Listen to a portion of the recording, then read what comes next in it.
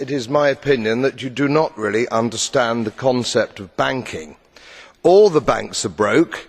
Bank Santander, Deutsche Bank, Royal Bank of Scotland, they are all broke. And why are they broke? It isn't an act of God. It isn't some sort of tsunami. They are broke because we have a system called fractional reserve banking, which means that banks can lend money that they don't actually have. It's a criminal scandal, and it's been going on for too long.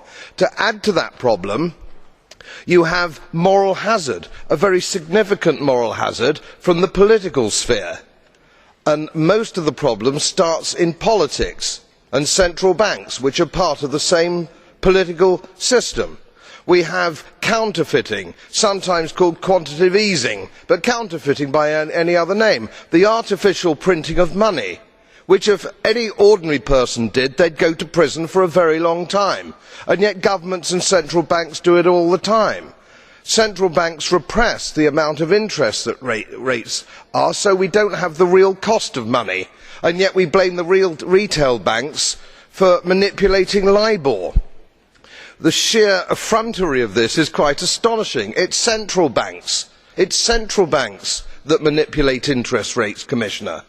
And plus, underneath all this, we talk loosely, in a rather cavalier fashion, do we not, about deposit guarantees.